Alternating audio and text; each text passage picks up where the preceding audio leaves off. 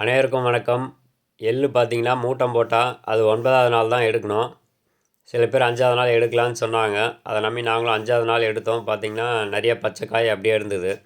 அதுக்கப்புறம் மறுபடியும் மூட்டம் போட்டு வச்சுட்டோம். ஒரு 3 நாள் கழித்து மறுபடியும் எடுத்தது தான் இது. அப்போ நல்லா காஞ்சு எல்லாமே முத்தி இருந்தது. இது பார்த்திங்கன்னா, தட்டி எடுத்தாச்சு. இது அடியில் இருக்கிறது ஃபுல்லாக எள்ளு தான். அது கூடவே இந்த இலை, குச்சி இதெல்லாம் கலந்து தான் இருக்கும். இந்த எள்ளை தட்டும் போது பார்த்து தான் தட்டணும். ஏன்னா இதில் ஒரு சின்ன செந்தேல் வேறு இருந்தது. இது பார்த்திங்கன்னா இன்னும் தட்ட வேண்டியது. இன்னும் இதை தட்டி எள் எடுக்கலை. இது பார்த்திங்கன்னா எல்லாமே தட்டி எடுத்தது.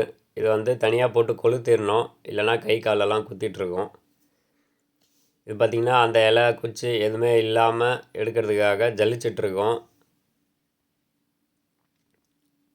இந்த மாதிரி ஜலிச்சு எடுத்தோன்னா நமக்கு அந்த குப்பை எல்லாமே தனியாக போயிடும்.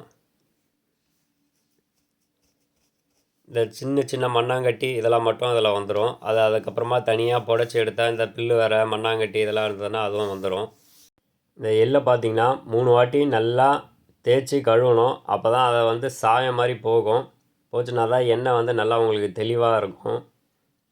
இந்த மாதிரி தேய்ச்சி கழுவும் போது அதை அலசி எடுத்தோன்னா மண் எல்லாமே அடியில் நின்றுடும், ஏன்னா மண் இருந்தாலும்.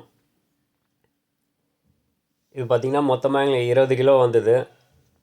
அந்த 20 கிலோவுக்கு பார்த்திங்கன்னா 2 கிலோ வெல்லம். நமக்கு முன்னாடி எள் யாருனா காணம் ஆடி இருந்தாங்கன்னா நமக்கு எண்ணெய் கொஞ்சம் கூடுதலாக கிடச்சிருக்கும். நம்ம தான் முதல்ல போட்டதால் அந்த மிஷின் சூடாகிறதுக்கு கொஞ்சம் எண்ணெய் வேஸ்ட்டாக தான் போகும். அதனால் எங்களுக்கு 20 கிலோ எள்ளுக்கு 9 லிட்டர் தான் கிடச்சிது. நன்றி.